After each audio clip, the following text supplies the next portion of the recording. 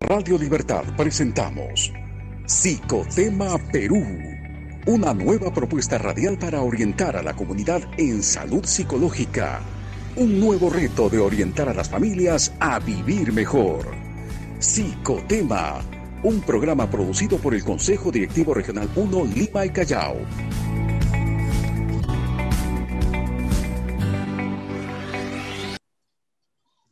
Una de la tarde ya con 3 minutos y bienvenidos todos a este su programa Psicotema Perú. Hoy miércoles para llevarles lo mejor en todos los temas que podamos buscar aquí de la salud psicológica. Estamos muy a gusto de poder encontrarnos con ustedes a través de esta nueva modalidad de la comunicación virtual que nos permite poder llevarle los mejores temas para poder nosotros y ustedes mejorar en nuestra salud emocional. Hoy tenemos un tema interesante también de los trastornos alimenticios en tiempos de pandemia. Vamos a compartir con ustedes este tema con una especialista que ya la tenemos con nosotros, pero antes voy a saludar y dar la bienvenida al doctor Segundo Chiroque, que él es vocal del Colegio de Psicólogos de Lima y Callao. ¿Cómo está, doctor? Buenas tardes. Buenas tardes, Jenny. Un gusto nuevamente, como todos los miércoles, con temas importantes para toda nuestra comunidad. Y esta vez nos damos cita con un tema que en verdad reúne mucha importancia, como es los trastornos alimenticios en esta situación que estamos viviendo. Renuevo un saludo para todos los que nos siguen a través de esta transmisión virtual. Así es, saludos desde aquí también les damos su bienvenida a todos. Sí, a toda la comunidad psicológica que siempre nos sigue a través de nuestra página de Facebook del Colegio de Psicólogos de Lima y Callao, a través de nuestro Facebook Live, que estamos en vivo transmitiendo. Luego también pueden ver este programa en YouTube y así en las diferentes redes que tenemos en el Instagram y en el Twitter. Muchas gracias a todos por seguirnos. Y hoy, como les dije, el tema es trastornos alimenticios en tiempos de pandemia, porque este problema de salud mental no ha sido ajeno tampoco en esta época. Y ahora vamos a ver qué tanta incidencia ha habido de casos o de continuadores de estos problemas o personas que recientemente han aparecido con síntomas. Y para eso vamos a conversar con la psicóloga Carmen Alzamora. Ella es nuestra invitada de hoy, jefa del Servicio de Psicología del Instituto de Salud del Niño, conocido como el Hospital del Niño. Buenas tardes, doctora. Buenas tardes con todo. Buenas tardes al presidente del Colegio de Psicólogos, David Villarreal. Buenas tardes, colega, psicólogo Segundo Chiroque. Buenas tardes, Jenny. Buenas tardes a toda la audiencia que nos sigue a través de esta plataforma. Muchas gracias por estar aquí, doctora. Y bien, quisiéramos saber primero, para poder empezar y desarrollar el tema, ¿qué cosa es un trastorno alimenticio? O también, como le llaman, trastorno de la conducta alimentaria, conocido como el TCA. Bueno, los trastornos alimenticios son afecciones graves dentro del campo de la salud mental, que implican problemas serios sobre la percepción en relación a la comida, ¿no? Afectan negativamente la salud, las emociones, la capacidad de desempeño en áreas importantes de la vida del ser humano, en este caso del grupo de adolescentes, porque es en este grupo etario donde más incidencia se da a estos trastornos alimenticios, ¿no? Causan graves daños en el sistema digestivo, en el sistema cardiovascular, en el sistema bucal y así sucesivamente, ¿no? Entonces, estos trastornos no deben ser vistos como el común en la población suele ser visto como simples problemas de alimentación, ¿no? Porque es mucho más profundo que eso. El alimento es un recurso, un instrumento que utiliza en este caso el paciente, adolescente o joven, como un mecanismo. ¿Para qué? Para poder manejar sus problemas. A través del alimento, él afronta sus problemas cotidianos, ha aprendido a utilizar el alimento. El alimento lo utiliza como un mecanismo para manejar su ansiedad, sus síntomas depresivos. Entonces no debe ser visto simplemente como un simple problema de alimentación, donde simplemente se le va a dar un régimen específico al paciente, no, es mucho más profundo que eso, porque está en juego los sentimientos, las emociones y una serie de situaciones que en su momento voy a explicar, ¿no? Dentro de los trastornos alimenticios con mayor incidencia, al menos en el instituto y en general, ¿no? Podemos hablar de dos grandes problemas alimenticios. Una es la anorexia y otra es la bulimia, que se da con mayor incidencia. Con menor incidencia se da la hipofagia, la pica, por ejemplo, ¿no? Pero estos dos grandes grupos son los que más incidencia, morbilidad, los más conocidos, sí. Hay una serie de factores que inciden en estos casos. Si me permiten, voy a hablar de los factores, de 3 factores importantes que inciden en estos dos trastornos de los cuales les estoy hablando, ¿no? Los factores biológicos, ¿no? Los factores biológicos están referidos a 3 ejes: la glándula, el hipotálamo, la glándula pituitaria y la glándula suprarrenal. Estas 3 glándulas liberan ciertas sustancias, ¿no? Tales como la serotonina, la noradrenalina, la dopamina, y si se produce un desequilibrio en el funcionamiento de estas 3 sustancias, entonces se anula el sentido del placer hacia la comida y es donde se da y se constata la aparición de estos trastornos. Otros factores importantes, y es nuestro campo de acción netamente profesional psicológico, son los factores netamente psíquicos, psicológicos. Por ejemplo, la tendencia del paciente hacia el perfeccionismo, la conducta impulsiva, la insatisfacción corporal, un punto importante, por ejemplo, la distorsión de la percepción que tiene el paciente de su imagen corporal, ¿no? Eso, la falta de asertividad y sobre todo está demostrado en estos pacientes la baja autoestima. Hay un miedo intenso, por ejemplo, a ganar peso en ellos, ¿no? Y ahí es donde se produce el inadecuado manejo de la ansiedad y la distorsión de la percepción. Otro gran factor son los factores familiares, ¿no? Se observa que determinados, por ejemplo, estilos de comunicación y relación, en este caso con las figuras parentales o las figuras representativas con los cuales se haya criado, en este caso, haya convivido el paciente, son hasta cierto punto determinantes en el desarrollo o la aparición de estas patologías, ¿no? Por ejemplo, se observa excesiva preocupación de los padres por la figura corporal. Hay una baja resolución de conflictos en el grupo familiar. Hay una excesiva sobreprotección hacia el paciente, rigidez en el establecimiento de las normas, ¿no? Del sistema educativo. Hay una mezcla de roles. Los roles parentales no están claramente definidos. En muchos grupos familiares, por ejemplo, los padres a veces cubren roles de los hijos y viceversa. No están, como repito, claramente definidos los roles de las figuras parentales. Todo ello conlleva a la aparición, ¿no? De esta patología. Y por último, los factores socioculturales, ¿no? Y ahora, sobre todo en esta época de avance de la tecnología, los factores socioculturales han cobrado mucha vigencia, porque, por ejemplo, mucho se le rinde culto a la estética de la persona, a la belleza, ¿no? Hay un concepto equivocado de lo que es la belleza. La belleza está centrada en la parte externa de la persona, ¿no? Y la belleza está asociada en estos tiempos al éxito.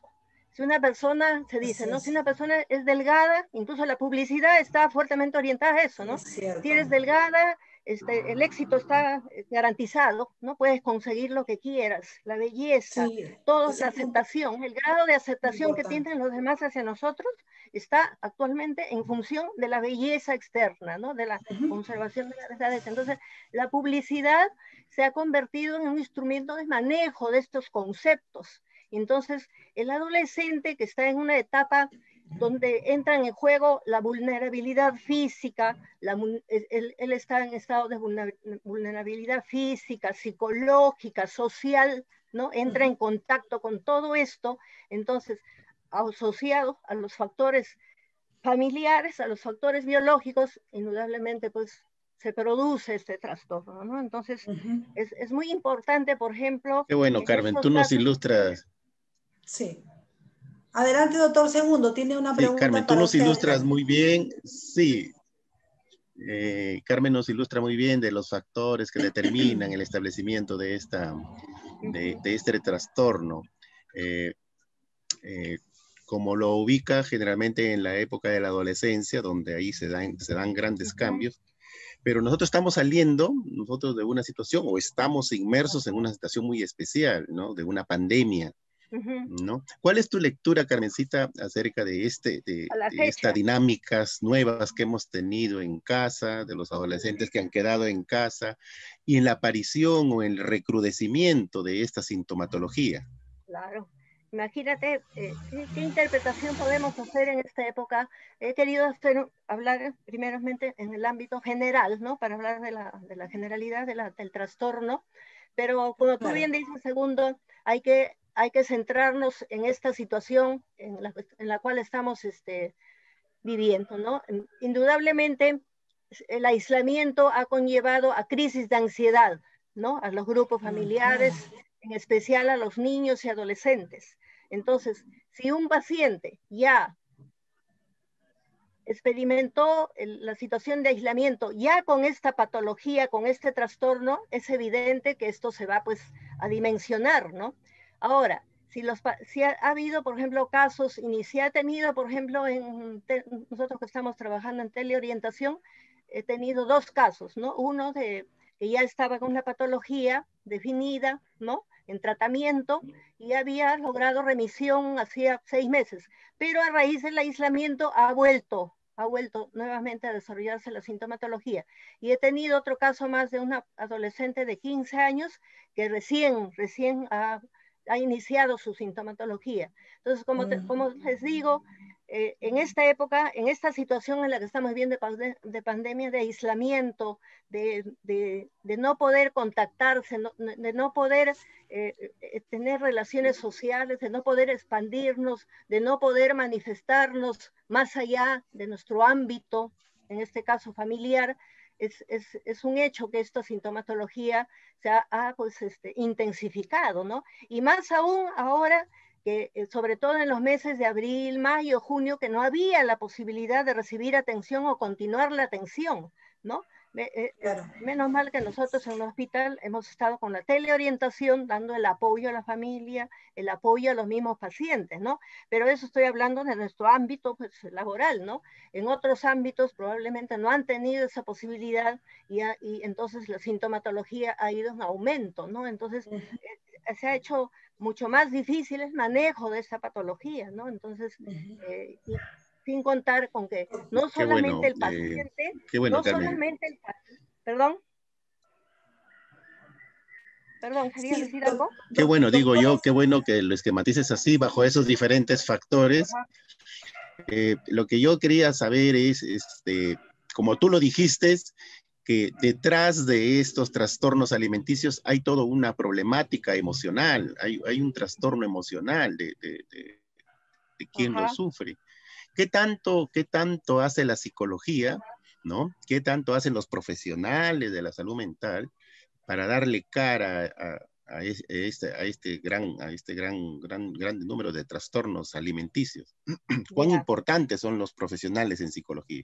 Mira, si bien es cierto, el manejo de este trastorno amerita un abordaje multidisciplinario, y con eso quiero decir que es un hecho que tiene pues, que ser manejado por un médico psiquiatra, un psicólogo, un nutricionista, ¿no? Que va a hacer el manejo nutricional, el régimen alimenticio del paciente. El manejo del profesional, el psicólogo en este caso, es vital, porque como dije en un inicio, este problema no debe ser visto como un problema alimenticio, sino el alimento es utilizado como para manejar los problemas de fondo. ¿Cuáles son los problemas de fondo? Los problemas psicológicos, ¿no? Entonces, la depresión, la ansiedad, la irritabilidad, la ira, el paciente con trastornos alimenticios tiene una gran dificultad para expresar sus emociones, sus sentimientos. ¿Por qué? Porque hay evidencias, ¿no? de que en sus primeros años de vida hasta la pubertad ha habido dificultad en la relación con la figura, sobre todo con la figura materna, lo dice la bibliografía, ¿no? Y lo he comprobado en 2 casos en el hospital. Entonces, ha habido un problema de manejo afectivo, ¿no? No ha habido una buena relación afectiva entre el adolescente y la madre en este caso, y en menor dimensión con la figura paterna. Entonces, es importante la manera como hemos desarrollado esa relación, ¿no? Entonces, los psicólogos podemos intervenir, segundo, y a todos en general les digo, bajo 2 vertientes, no solamente en la parte recuperativa, cuando ya el trastorno se ha producido, cuando tenemos el paciente frente a nosotros, que nos compete lógicamente la recuperación del paciente, ¿no? Con las terapias respectivas, terapia cognitivo-conductual, terapia gestáltica, en fin, la que corresponde en ese momento, dependiendo de la fase en la cual se encuentra el trastorno en el paciente, sino con la prevención. A la prevención en nuestro país se le da muy poca importancia. Muy poca importancia. Estamos más abocados a la recuperación, ¿no? Entonces, la bibliografía nos dice que la prevención sería, no diremos lo ideal, pero lo más saludable, lo más conveniente. ¿Y dónde entra, en qué aspectos los psicólogos entramos a tallar ahí? En instaurar estilos de vida saludables. Cuando nosotros hacemos, por ejemplo, campañas, ¿no?, hacia los grupos poblacionales para instalar estilo de vida saludables, no solamente en regímenes alimenticios, que no es netamente nuestro campo, sino en estilos de vida de convivencia, estilos de vida de implantación de normas, de disciplina, de sistemas de comunicación. Todo eso conlleva a una relación familiar más conveniente, más asertiva, más saludable. Entonces, si los psicólogos hiciéramos más énfasis en eso, hiciéramos más hincapié en eso, yo creo que podríamos tener resultados más óptimos, cuando menos en la no aparición con la incidencia que tenemos ahora de estos trastornos, ¿no? Doctora Zamora, usted ha tocado un tema muy importante que es la prevención. Y desde ya en la familia, que es donde surgen mayormente la mayor parte de estos problemas emocionales, este problema de salud mental, sería interesante que nuestros padres que nos están escuchando pudieran reconocer e identificar las primeras señales cuando sus hijos adolescentes, porque hablábamos de que en ese periodo es donde se da la mayor incidencia de casos, lamentablemente, ¿no? Cuando son muy jóvenes. ¿Cómo es que los padres podrían darse cuenta si sus hijos están empezando a tener este trastorno, ¿no? Estos diversos trastornos, ¿no? Sí, es muy importante tu pregunta, porque ahí, como tú bien dices, entra a tallar los padres, y no solamente los padres de familia, sino también los profesores, porque es en el ámbito educativo donde muchas veces los profesores han sido los profesionales que se han percatado de este problema. Se han percatado, ¿no? sí. Sí, en el ámbito educativo. Entonces, yendo a tu pregunta, los padres pueden, en primer lugar, tienen que ellos implementar un buen sistema, como repito, de comunicación. ¿Para qué? Cuando yo hablo de comunicación no me estoy refiriendo solamente al intercambio de información. Ese es un elemento, uno de los elementos de la comunicación, sabemos los psicólogos, ¿no? El intercambio de información, ¿no? Pero la comunicación propiamente dicha va mucho más allá, ¿no? Es el cambio es la conexión que hago con la otra persona, con el emisor, el transmisor, de emociones, de sentimientos. A esa comunicación yo me referiría a los padres. Primero, implantar un sistema de comunicación afectiva. Es muy importante eso. Ese es un terreno, padres, disculpe ¿no? que le corte, doctora. Ese es un padres, terreno difícil, ¿no? O sea, que los padres a veces necesitamos esa orientación precisamente de los profesionales de la psicología. Muchas veces los padres, y sobre todo en estas fechas, en estos tiempos, no en estas fechas, sino en estos tiempos, están abocados, digamos,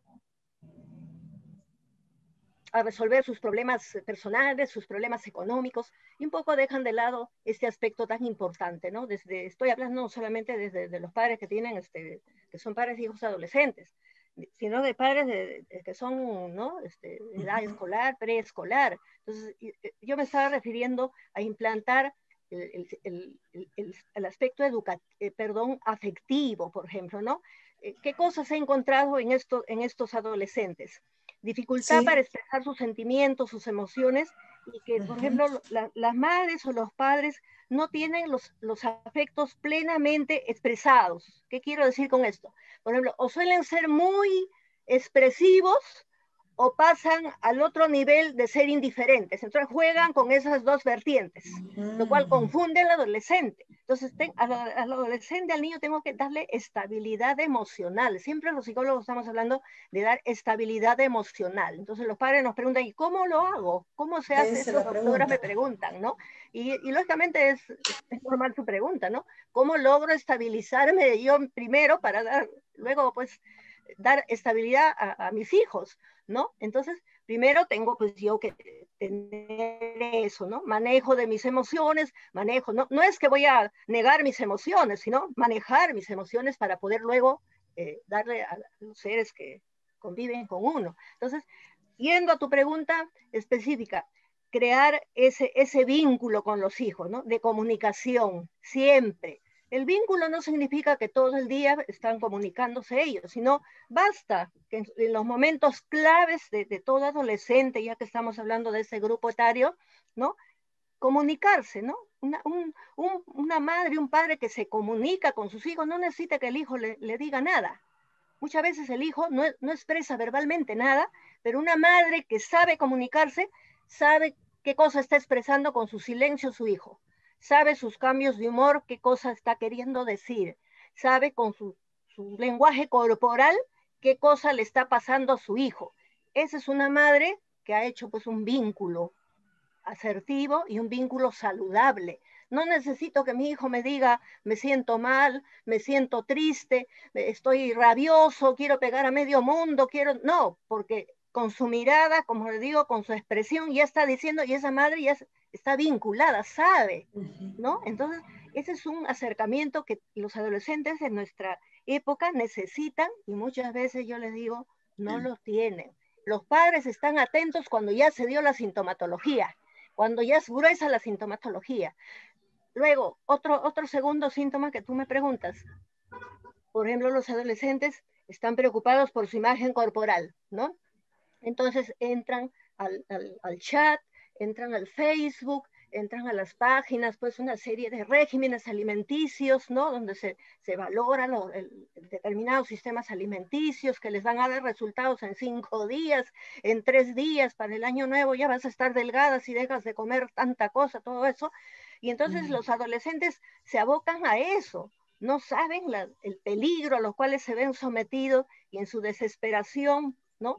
Se someten a cualquier régimen que les ofrece cosas ilusorias, cosas utópicas que no se van a producir. Y entonces los padres que no hablan de eso con sus hijos, en tratallar el sistema comunitario, no hablan de esos temas, no hablan. Pero ¿cómo es que se tienen que dar cuenta, doctora Alzamora? ¿Cómo se van a dar cuenta cuando la hija, por ejemplo, que estaba hasta tener 13 años comía normal, por decir, ¿no? Todo su desayuno, su almuerzo, sí. Dice, no, ya no me den pan, ya no voy a comer pan desde hoy, solamente voy a tomar mi leche, ¿no?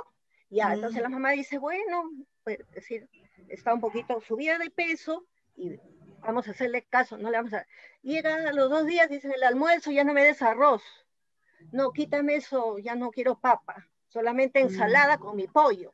Ya, pasa una semana, pasa 15 días, 20 días, en la noche ya no quiero comer nada, ¿no? Porque estoy subida de peso, y así va avanzando, ¿no? Este es un buen indicador. Es difícil, lógicamente, les voy a decir, es difícil ver la línea divisoria entre la salud y la enfermedad. Es bien difícil. Por eso les digo, si hay un buen sistema de comunicación, puedo entrar a deslindar esa valla que separa la salud de la enfermedad. Porque si no, se le hace a la madre recontra. Qué bueno, Carmencita. ¿No? Permíteme qué bueno, terminar, Carmen, que tú tengas y le pongas énfasis. Entonces, les digo, ese es un indicador. Otro indicador es cuando dice, hoy día, mejor voy a comer en mi cuarto, porque tengo un montón de tareas.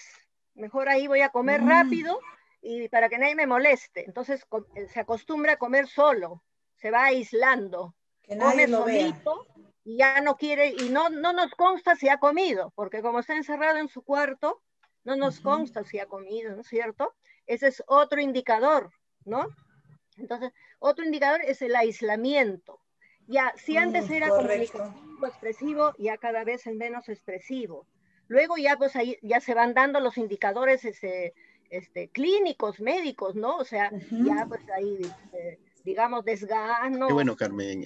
¿no? Una serie de indicadores, pero esos son, digamos, los iniciales que los padres podrían estar Claro, atentos. Y otro indicador también se da en los padres, no solamente en los adolescentes. Hay sistemas familiares, sobre todo en el nivel A, ¿no? Para hablar de niveles sociales, ¿no? Donde se prepondera mucho la figura, ¿no? La imagen corporal, ¿no? Entonces, no solamente son los hijos, sino las madres, ¿no? Que están también con esos regímenes, ¿no? Con esas dietas excesivas, preponderando determinadas regímenes alimenticios, dietas, ¿no? Entonces, los hijos van viendo. Una preocupación excesiva, digamos, También les no dice es, a los chicos por verse bien y ¿no? que esté. Entonces, esos son los y algo principales importante, indicadores y que algo los padres importante que nos tienen que alcanza, estar Carmen, atentos. algo Sí, importante que doctor, lo Carmen nos escuchamos. alcanza es los niveles comunicacionales que nos alcanza Carmen y los hábitos preventivos.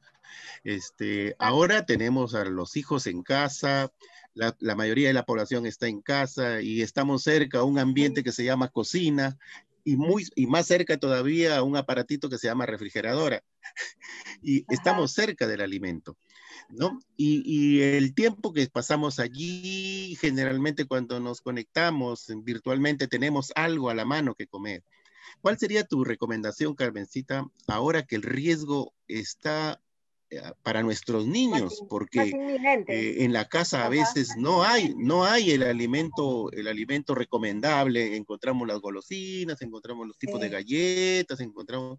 ¿Cuál sería la recomendación? Porque ahora se tienen estudios de que hay un gran número de niños que ganan un sobrepeso y que son premórbidos para múltiples enfermedades.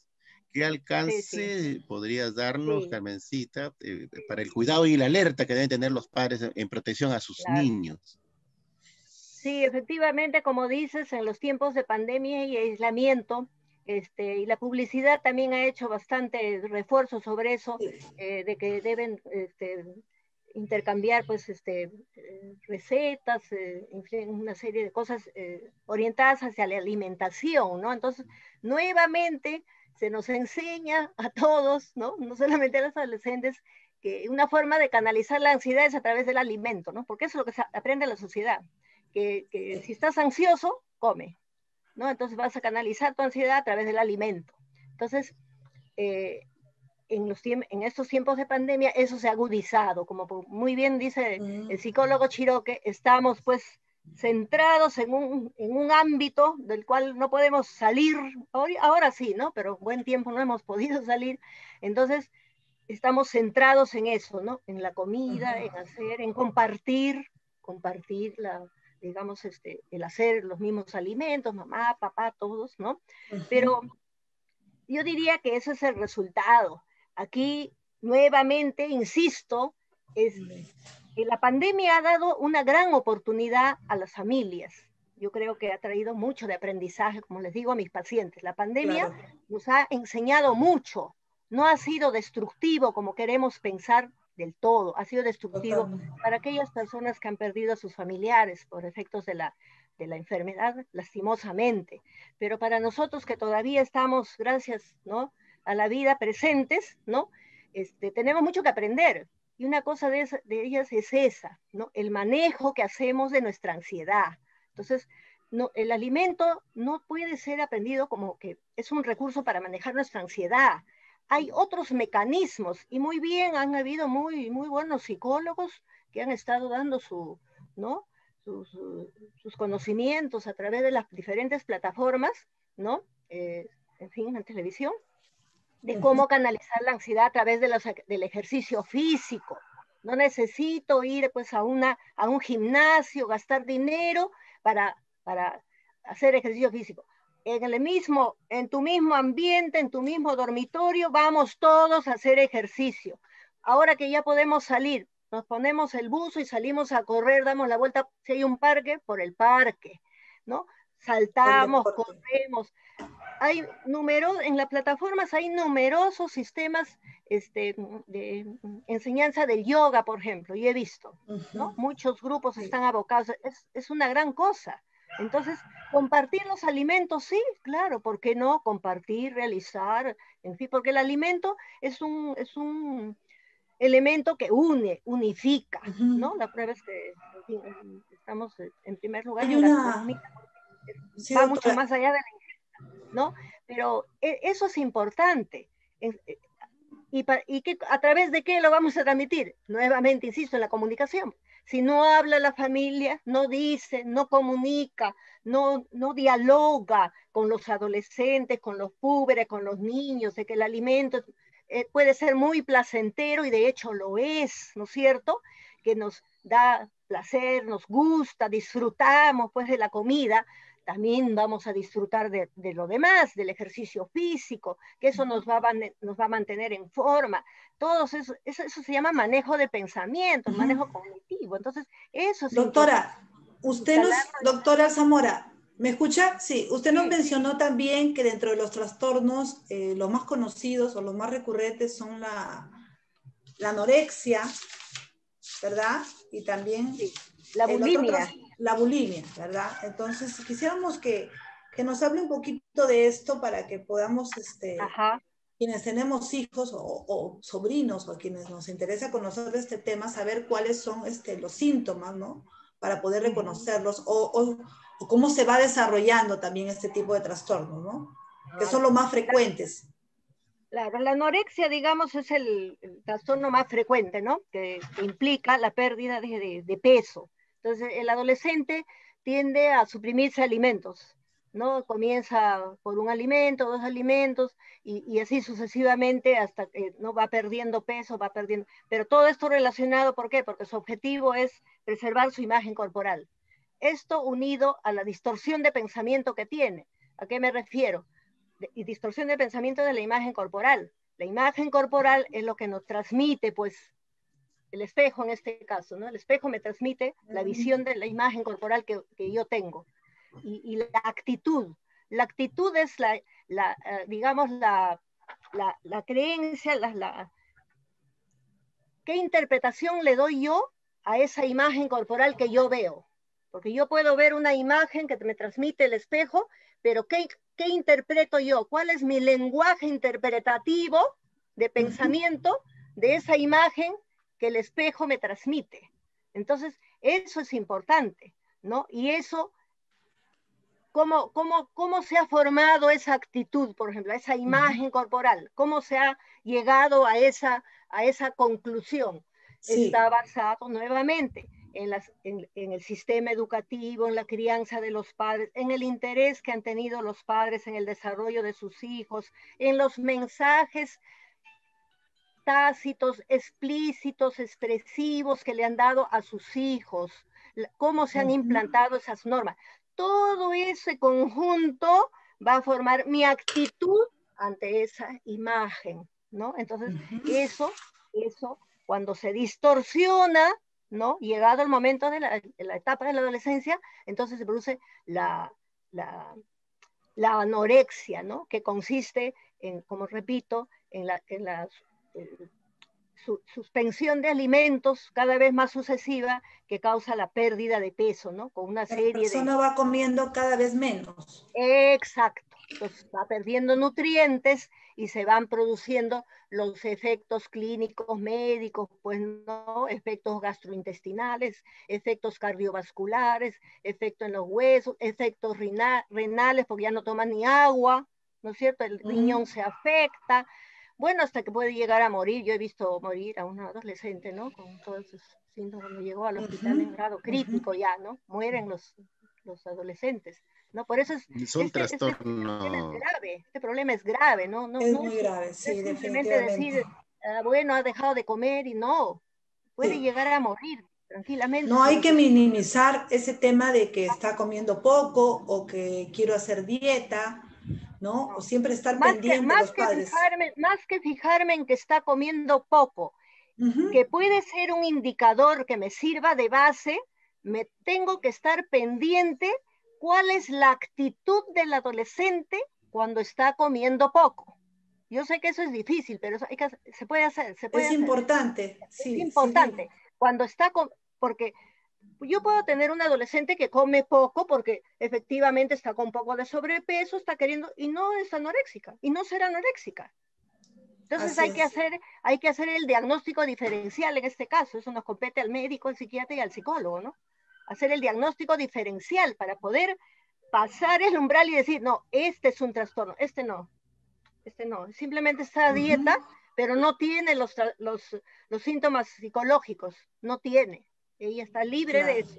Entonces, eso hay que tenerlo bien claro. Entonces, por eso te digo, no es solamente mirar que come poco, no, está deprimido, está triste, cambios de humor, irritabilidad excesiva, está demasiado centrado en sus estudios. Una característica también que he observado es que se centran, sus logros son excesivos, o sea, quiere obtener éxito a toda costa. ¿Y en qué? En el nivel académico, por ejemplo, ¿no? Demasiado se exige, una sobreexigencia que va más allá de sus posibilidades. Entonces, eso también, ¿no?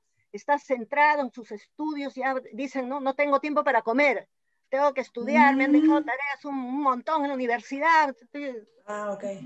Lo cual puede ser verdad, pero hay formas de manejar eso, ¿no es cierto? Hay que organizarse, todo eso. Sí, pero como te digo, más importante que ver que come poco, que desde ya es importante, la actitud de mi hijo o del adolescente, si es mi paciente, ¿no? La actitud. Estar atentos entonces a todo. Para nosotros los psicólogos, yo les pregunto a los pacientes, ¿qué significa para ti hacer dieta, por ejemplo? Eso es importante. ¿Qué significa para ti? ¿Qué es para ti? Más que me diga yo como zanahoria, lechuga, bueno, pero para ti, ¿qué significa? Sí. Puede ser su vida. Factor, sí, doctora. El doctor Segundo Chiroque también me gustaría que haga un comentario respecto en todo lo que nos está manifestando la doctora Alzamora. Veo que el factor sociocultural, ¿me escucha, doctor? Todo lo que es un trastorno alimenticio. Sí. Todo lo que es un trastorno alimenticio en verdad es un diagnóstico grave porque está alterando una función principal del organismo. El hambre es una necesidad que hay que complacerla, ¿no?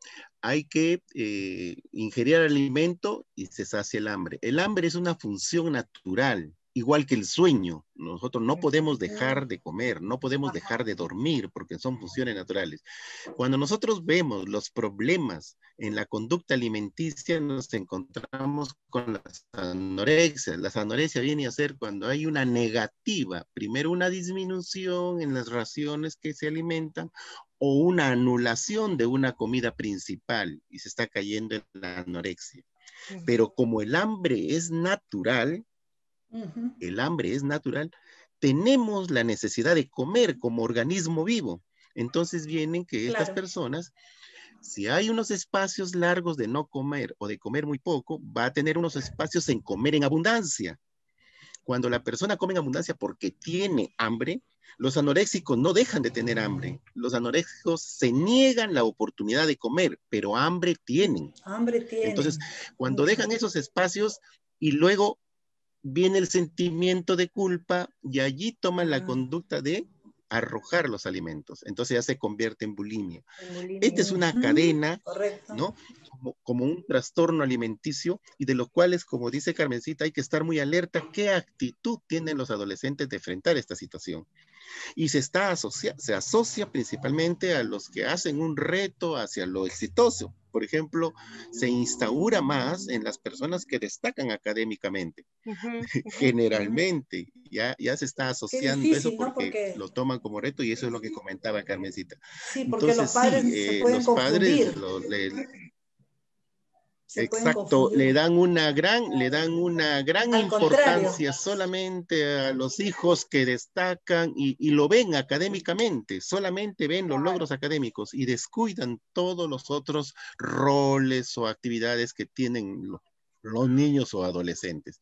Pero sí, los factores psicosociales influyen porque tenemos estilos que a veces queremos copiar, ¿no? Tenemos modelos eso. que a veces queremos acercarnos a esos modelos y de alguna manera repercuten en nuestro modo de vivir a diario, ¿eh? Sí, respecto a eso también me gustaría que la doctora Carmen Alzamora podría ampliarnos más. Lo ha mencionado muchas veces de los factores socioculturales, de aquellos modelos que queremos seguir, lamentablemente, y aquí tenemos que hablar realmente porque es preocupante y es un aspecto que tiene mucha influencia en nuestros jóvenes adolescentes, Claro.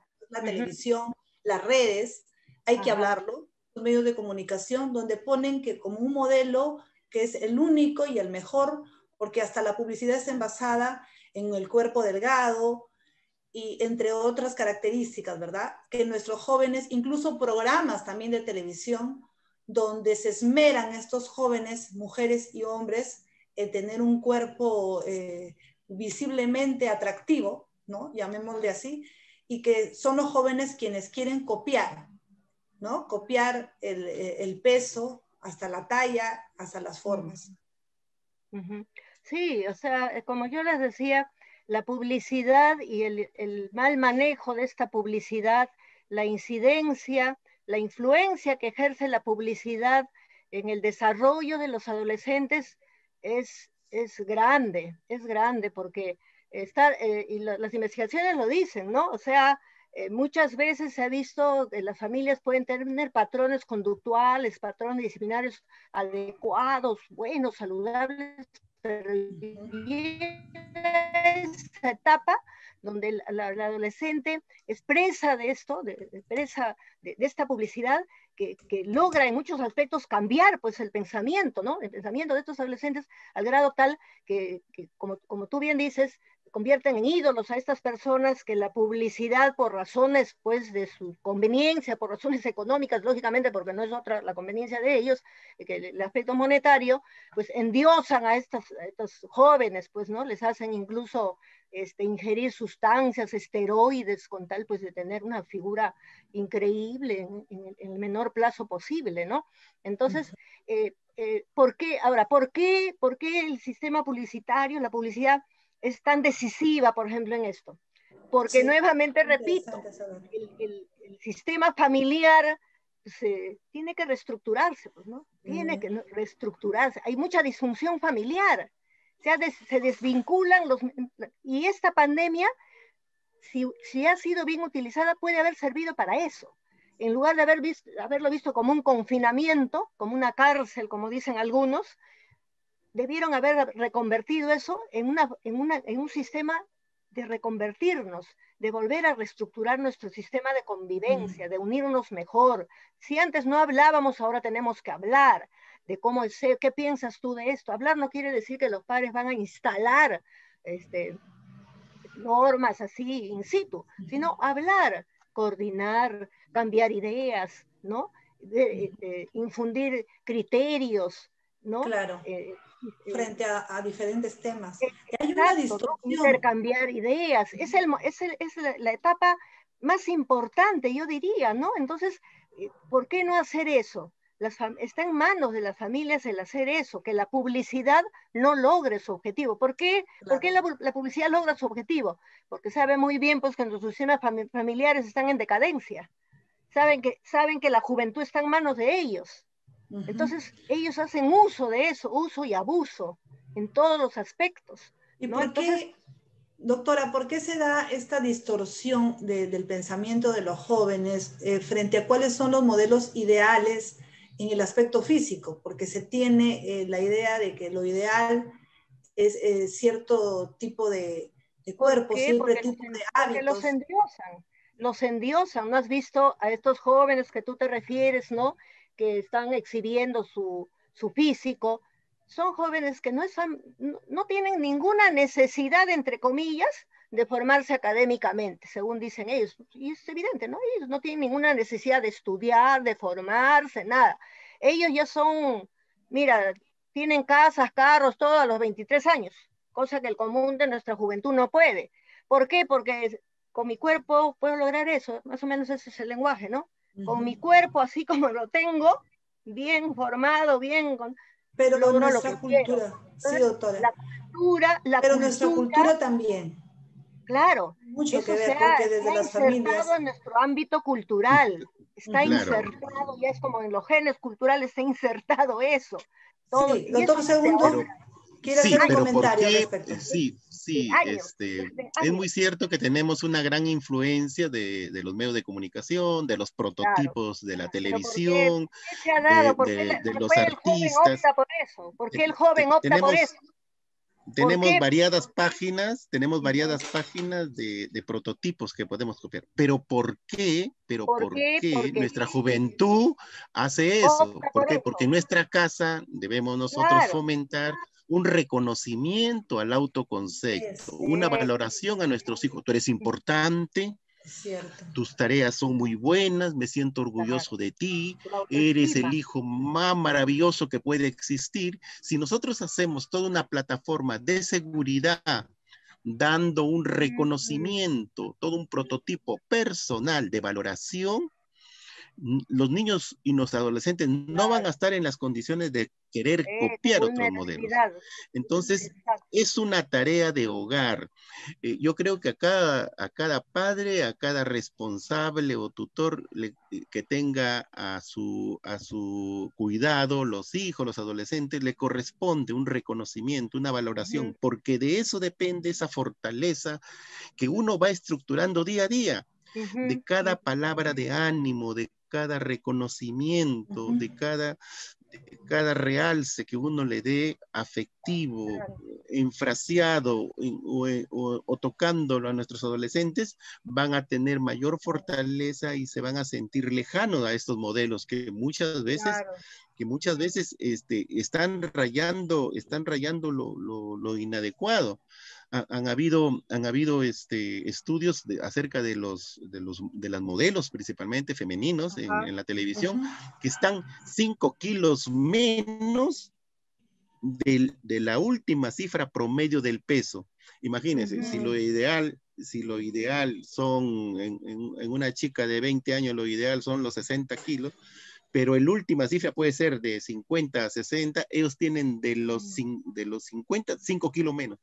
Imagínense, esos prototipos con una exigencia muy alta mantienen una figura que les cuesta muchísimo esfuerzo, le demanda muchísimo esfuerzo mantenerla, pero ellos tienen que estar bajo ese subpeso, que es claro. lo que atrae, que es lo que para ellos es estar bien.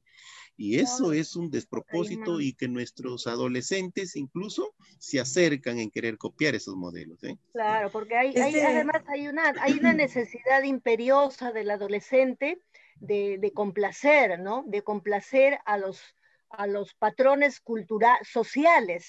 sí, Cuanto más se acerca al patrón cultural, social, ellos se sienten bien. ¿Por qué? Porque como tú dices, segundo, hay pues toda una inestabilidad en su estructura. Entonces, si hay una inestabilidad, no hay fortaleza interior, con lo que les decía al inicio, la autoestima está, pero baja, muy deficiente. Lógicamente, pues, llego a la adolescencia sin armas, ¿no? Es como un soldado que llega a la guerra y no tiene nada. Entonces, con qué voy a enfrentar la situación? Estoy a expensas de lo que me ofrece pues la publicidad, lo que me ofrece, en fin, la sociedad. ¿Qué quiere la sociedad de mí? Eso voy a hacer, ¿no? Entonces tengo que complacer a eso. Estoy en un afán de complacencia, porque en mi interior estoy algo así como vacío. siendo la Por doctora la decirlo de esa forma. valoración, Entonces, sí. la autoestima, mire, desde que nace el niño prácticamente, ¿no? Porque al niño uno lo va sosteniendo, ¿no? El apego, todo eso va formando, pues, ¿no? Como un edificio que se va Siendo, formando. doctora Zamora, me escucha la Sí. valoración tan importante de la que también nos ha hablado el doctor Segundo, en la familia, en los padres, Uh-huh. reconocer todos los puntos favorables de nuestros hijos, ¿no? Todas las cosas buenas que ellos hacen, resaltarles. Es también cómo podemos nosotros cambiar este chip que tenemos de que nuestros hijos delgados son mejores. Si tenemos un hijo tal vez un poco subidito de peso, a veces muchos padres incentivan más bien eso, ¿no? De que estás muy gordo y que tienes que bajar. O sea, la idea sería de que siempre se le dé prioridad a la salud y Claro, que ese sea el motivo por el sí, cual un hijo que está con sobrepeso o una hija que está sumamente delgada tenga que alcanzar el peso de acuerdo también a una atención de salud, ¿no? A una claro, atención médica, verlo de ese modo, porque si lo claro. vemos de otro Ese, lado, que no te ves bien, pues ahí estamos equivocados los padres. lógicamente. O sea, la belleza debe estar, es un concepto que debe estar asociado a la salud, no a lo bonito, no. O sea, si eres fea, no vales. No, no es así. Entonces, el sobrepeso efectivamente amerita que el adolescente tenga que bajar de peso. ¿Por qué? Pero por razones de salud, no por razones de belleza. No, aquí es diferente. Hay que bajar de peso para estar bonita, porque si está gorda, está fea, algo así. No es así. Entonces, esa distorsión es lo que se ha generalizado. Entonces, los adolescentes han llegado a ese terreno, pues, ¿no? ¿Por qué? Porque los padres mismos los inducen a eso, ¿no? Te vas a ver fea, como dice el segundo, le dan mensajes indirectos, te ves horrible, no vas a poder correr, nadie te va a querer, no vas a tener enamorado, ¿no? Todos se van a burlar de ti. Entonces, imagínense al adolescente, Tener mucho cuidado con lo que hay decimos que en tener casa. mucho cuidado. Sí, tienes que bajar de peso porque es por tu salud, para que te sientas mejor, para que puedas estar, no porque vas a ser más bonita ni menos bonita. Tú vales como eres. Tu valía personal está ahí, ¿no? Tantas cosas tienes, ¿no? Claro, Haces, claro. produces, en fin, Mira, Finalmente, mira, nadie Carmencita, tiene doctora, ahí. tú incidió mucho, Carmen, en todos los conceptos preventivos, promocionales de la salud. Ujú. Yo creo que es un gran aporte de Carmen el que nos diga de qué manera podemos promover la salud. Entonces, en estos adolescentes, más que decirles que tienes que bajar de peso, hay que decirles que no gane peso. Y para Claro. eso sí Ajá. necesitamos tener conocimiento del alimento, estar pendiente de las cosas que llegan a la casa y no abusar de tantos productos que hoy la industria pues ha inundado el mundo de los niños, el mundo de los adolescentes, ha inundado con productos que sí le Ujú. pueden hacer una ganancia de peso. O sea, allí sí los padres deben estar muy alertas para no decirle a los adolescentes que tienes que bajar de peso. No, todo lo contrario. No tienes que ganar peso, pero ¿cómo no se gana peso? Con una dieta saludable, donde Ujú. se combine. Bueno, tenemos los profesionales en nutrición donde nutrición. recomiendan las frutas, recomiendan las verduras, recomiendan los vegetales y que de alguna manera hacen que nosotros tengamos dietas saludables. Por eso ahí la gran responsabilidad que tienen los padres. Todo lo que puede ser promocional o preventivo, créame que tiene el mejor de los logros frente a lo que puede ser lo correctivo, Ujú. ¿no? Y tratándose de trastornos alimenticios, sí es valedero que en nuestro hogar, ¿no? Nos digamos la verdad en nuestro hogar, pongamos lo más recomendable, lo más saludable, porque los hijos van a ser la expresión, ¿no? De todo lo que es un hogar saludable. No olvidemos que alguien dijo, en tu alimento está tu medicina. No vamos a llegar a la medicina, vamos a tener un buen alimento en casa. ¿Eh? Sí, O doctora alguien también Zamora. dijo, eres lo que Sus comes. palabras finales, doctora, porque el Bueno, tiempo ya nos ganó. Sus palabras finales pasado a rápido los el padres. tiempo. Yo Sí. quisiera hacer énfasis más que nada en el aspecto preventivo, ¿no? Enfocado al sistema de comunicación de los padres a los hijos, en la instalación ¿no? de hábitos alimenticios, estilos de vida saludables, hábitos alimenticios, porque cuando se instaura hábitos alimenticios saludables, ya eso sigue su curso, es mucho más flexible, es mucho más dable que no se dé, mucho menos probable que se dé este tipo de trastornos. Entonces, incluso en nuestra Muy sociedad bien. existe un mensaje paradójico, ¿no? Se rinde culto a la delgadez, pero sin embargo también se rinde culto a la comida chatarra. Entonces, hay dos lenguajes ahí paradójicos, ¿no? Que el mismo adolescente Contradictorio. se termina confundido. Entonces, volviendo a las conclusiones, apelar mucho al aspecto de instalación de estilos de vida saludables, donde entra a tallar el aspecto nutricional, eso es importante. Hay sistemas familiares donde, por ejemplo, desde que nace el niño creo que le dan gaseosas, ¿no? Y están toda la vida en eso, ¿no? Y la mamá, pues, como trabaja, no cocina y no hay quien cocina, entonces fritura todos los días. Entonces, pues, el adolescente llega con 100 kilos, ¿no? Ya se acostumbra al ya. aspecto Ya preventivo y a los estilos de vida saludables. Y en el aspecto psicológico, netamente, mejorar los sistemas de comunicación, mejorar los sistemas afectivos entre los padres y los hijos, o entre los hijos y las personas cuidadoras o que tengan a su cuidado a los adolescentes, a los niños. Eso. Muchas gracias. Muchas gracias, doctora.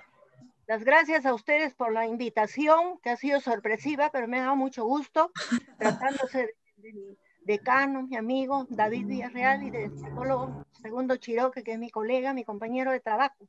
Entonces, doble razón para estar con ustedes. Muchas gracias. Entonces estuvo con nosotros. Gracias, Carmencita, gracias por tu ponencia. Carmen Alzamora, jefa del Servicio de Psicología del Instituto de Salud del Niño. Muchas gracias, doctora. Gracias a ti, Jenny. Gracias.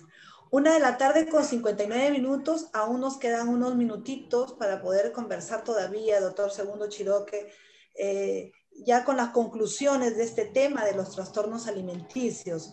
Hay una relación, quizás no hemos hablado, que he visto, hay una relación de la psicología con la nutrición, la psicología con el alimento, porque más aún en este tiempo de pandemia, como lo mencionaron, por los síntomas de ansiedad que se vienen pasando muchas personas, aún en estos tiempos, pues les invita a poder comer más, ¿no? Está pasando eso. Entonces, ¿qué podemos hacer frente a eso? Porque hay gente que no le ve otra salida para su ansiedad que comer, comer y comer. Ahora el panetón y todo lo que viene, imagínense. Sí, el principal signo, creo yo, que se ha dado en estos últimos meses, y esto por efecto de la pandemia, es el trastorno ansioso, la ansiedad. La ansiedad está instaurado en la mayoría de las horas que nosotros tenemos en el día, ¿no? Y esto es uno de los casi predeterminado, la ansiedad está con nosotros. Y frente a la situación que estamos viviendo, que no podíamos salir, que los aspectos sociales están restringidos, que de alguna manera nuestra actividad física a veces es nula, y nos conectamos directamente de la manera virtual, que todos tenemos teléfono, todo lo que fuera. Entonces, generalmente esa ansiedad lo canalizan con el alimento, ¿no? A mayor ansiedad, a mayor consumo de cualquier alimento que se tenga a la mano. Sí. Esto es casi una constante. Entonces, ahora sí, y este programa ha servido de muchísimo, porque ha clarificado lo que puede ser un trastorno alimenticio, visto por bulimia o anorexia, y que alguna gran población está cercano a esto o está recrudeciendo estos cuadros, y se ha clarificado ¿por qué? Porque tenemos que ahondar sobre procesos preventivos. Muy bien lo dijo, ¿no?, la licenciada Carmen Alzamora, que el ser promotor, el prevenir toda esta situación es básica. Nosotros tenemos una conducta alimenticia y que tiene que ser orientada de la mejor manera, lo más saludable posible. Y lo otro, hace un reconocimiento al proceso comunicacional. Dentro de la familia, nosotros tenemos que comunicarnos con afecto, animarnos a ser muy saludables, sobre todo cuando tenemos que hacer la ingesta de nuestros alimentos, y son dos elementos muy, muy, muy valiosos. Tenemos nosotros influencias sociales, tenemos influencias virtuales, podemos hacer en casa. El reconocimiento, el darle una gran importancia a los prototipos, a nuestra ser interior, yo creo que puede hacer frente a todo lo que pueden ser, ¿no? Una gran influencia que que generalmente ha tenido el cine o la televisión en nuestra vida. Yo creo que este programa ha tomado una gran iniciativa de clarificar cuáles son estos trastornos alimenticios y de qué manera combatirlos bajo el aspecto psicológico. Sí, doctor, porque va a depender mucho de la familia y de los padres también los hábitos alimenticios que tengamos, porque somos espejo de nuestros hijos y lo que llevemos a casita, ¿no? Nuestras verduras, nuestras frutas, ¿no? De vez en cuando su dulce, recurrir a los nutricionistas, ¿no? Para que ellos nos sepan orientar de qué es lo que se debe comer de manera más sana, ¿no? Más aún en estas épocas que nosotros no podemos hacer mucho deporte. Entonces, recurrir siempre a los profesionales y va a depender de lo que tengamos en el refrigerador, lo que tengamos en nuestra cocina, para que ellos pues coman lo que hay, ¿no? Depende también de nosotros, ¿no? Si nosotros comemos sano como padres, también ellos van a poder comer. Ahora, claro, nosotros ya venimos con toda una ciertas enseñanzas culturales y familiares, pero tenemos que entender que en esta situación que estamos ahora de salud, que es crítica, que nuestros niños no podemos darle desde pequeños la gaseosa, ni muchos dulces, porque tenemos la diabetes cerca de nosotros, muy cerca, o sea, y múltiples enfermedades. Entonces, de ahí, por favor, hacer una reflexión todos en familia de poder comer sano y mejor. Y doctor, el 1 de diciembre fue el Día Mundial contra la lucha contra el SIDA. ¿Qué reflexión podemos dar también a nuestra población juvenil, ¿no? Que es la que siempre debe estar llena de conocimientos en frente a esta problemática de salud también que es el SIDA? Sí, se celebró el día de ayer, el Día Internacional de la Lucha contra el SIDA, y esto que nos traiga la reflexión de que siempre vamos a estar alertas, ¿no? Esta enfermedad ha sido opacada un tanto por el COVID-19, pero vamos a estar alertas puesto que es una preocupación a nivel mundial estas cifras que se venían aumentando. Debemos siempre que nuestros adolescentes, nuestras poblaciones vulnerables, para que tengamos las medidas necesarias. Estas cifras de SIDA venían en aumento, ¿no? Y hasta lo que se tiene conocimiento parece que se han estancado, ¿no? Los pacientes sidáticos son, creo, ya en número ya de una manera congelado, ¿no? Y ojalá que siga así y luego venga el descenso, ¿no? Pero de todas maneras las poblaciones tienen que estar muy alertas, muy pendientes de que bajo las reglas estrictas, las más saludables, ¿no? Las instituciones de salud están muy convencidas de que están haciendo una gran labor para que estas cifras se detengan o incluso comiencen a descender. Y en cuanto a nuestro Colegio de Psicólogos del IMI Callao, doctor, hemos emprendido una campaña que va de a pocos, porque la campaña es justamente sobre las conductas de prevención frente al COVID-19, porque así lo amerita, pero claro, por ahora a las cifras están allí estancadas, digamos, han bajado, han disminuido. Sin embargo, el virus sabemos que lo tenemos entre nosotros, que está latente allí. Entonces, por eso era necesario, de parte del Colegio de Psicólogos del IMI Callao, reforzar, ¿no? Reforzar aquellas conductas de prevención que ya han sido dadas, sí, pero que hay que intensificarlas. Sí, tenemos conocimiento de que en algunas regiones estas cifras del COVID han disminuido y en algunas su presencia es bastante baja, ¿no? Pero no por ello en otras regiones, ¿no? Se mantiene, los internamientos han disminuido, pero toda la población tenemos que estar muy colaboradores para mantener estos cuidados, este distanciamiento social, estas protecciones, porque de eso depende que nosotros mismos no solamente pensemos en nuestra salud, sino en la salud de quienes tenemos cerca. Si nosotros pensamos así como elementos sociales, yo creo que vamos a dar un gran aporte hacia conseguir al final todo lo que son los sistemas saludables de nuestra nación.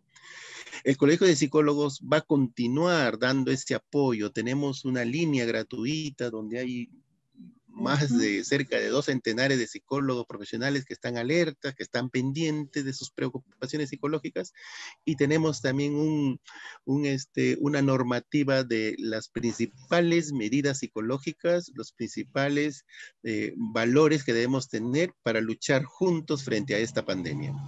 Claro, es que como colegio de psicólogos también ustedes ven todo el aspecto de la conducta, ¿verdad? De la Sí, propia, de la actitud frente a esta pandemia, ¿no? Y cómo la población tiene que seguir tomando esas medidas de prevención, y por eso hemos iniciado esta campaña que seguramente va a tomar con mucho más fuerza en diciembre, enero, porque bueno, esperando siempre positivamente que las cosas se calmen, pero si más bien estas fiestas, en lugar de tomarlas como una manera de reflexión y quizás muy familiar, de poder inventar nuevas formas de comunicarnos ahora en Navidad, y más bien vamos a salir aceleradamente y vamos a visitarnos entre nosotros, obviamente que en enero esto se va a disparar, ¿no? O a partir de la quincena de diciembre. Entonces, depende mucho de nosotros. ojalá que podamos respetar esas medidas. Yo sé que las reuniones de fin de año, de Navidad, ojalá se puedan hacer con el menor número de personas. La asistencia a la playa, que ya viene una temporada de verano, parece que las autoridades están tomando las medidas pertinentes, pero lejos de ello nos corresponde a nosotros mismos. Sabemos que son condiciones especiales, sabemos que esta Navidad no va a ser igual que las Navidades anteriores, entonces nos corresponde a nosotros decidir sobre nuestras actitudes, sobre nuestros comportamientos más saludables. Yo creo que si mantenemos esas reglas vitales de distanciamiento, de protección, de lavado de manos, de no ir a lugares muy frecuentados y respeto a todo lo que se nos indica las autoridades de salud, yo creo que vamos a ayudar todos juntos a que esto lo podamos vencer. No olvidemos que el Estado, ¿no? Ha hecho gastos millonarios, ¿no? Para en pertrechos, en medicinas, en todo un sistema de salud, ¿no? Para darle frente a esta situación. Nosotros tenemos que hacer el esfuerzo personal, el esfuerzo propio en mantenernos, de repente respetando las medidas que las hemos tenido 3 o 6 meses atrás, porque de todas maneras nuestro aporte es importante. Exacto. Si nos cuidamos nosotros, estamos cuidando también a quien está cercano a nosotros. A nuestros seres queridos, y claro, mejor, si ya hemos esperado tanto tiempo cuidándonos, que mejor que seguir haciéndolo para pasar una buena Navidad y disfrutar de la familia de quienes tengamos cerca. Bien, doctor, para terminar ya la amnistía, recordarles a nuestros amigos colegiados hasta el 31 de diciembre. Sí, tienen la oportunidad de acercarse al colegio, ¿no? Y poder, ¿no?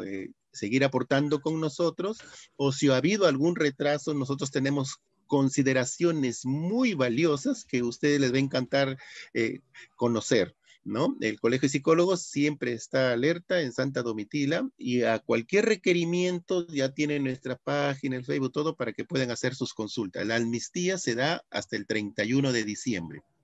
Y es para todos los colegiados que quieran regularizar su habilitación. Pueden hacerlo, están a tiempo todavía de regularizar su habilitación. Pueden ingresar a la página de Facebook del Colegio de Psicólogos de Lima y Callao, ya lo saben, con sede en Santa Domitila, Cercado de Lima, y ahí se pueden informar. Hay teléfonos y hay correos para que ustedes puedan informarse de cuál es el procedimiento. Muchas gracias, son las 2 de la tarde con 11 minutos. Gracias a toda nuestra comunidad, a nuestros oyentes. Gracias, doctor Segundo, por seguirnos. Y desde aquí un abrazo fuerte a nuestro decano, el doctor David Villarreal, que hoy está de cumpleaños. Igualmente, hacemos llegar un saludo muy especial a David Villarreal, decano del Consejo Directivo Regional 1, que estoy seguro que la va a pasar con familia, con el saludo de sus amigos y con un deseo permanente de muchísimas felicidades. Feliz cumpleaños, David. Así es, y un abrazo para todos, hasta la espera siempre del próximo encuentro, el próximo miércoles aquí en Psicotema Perú. Gracias a todos.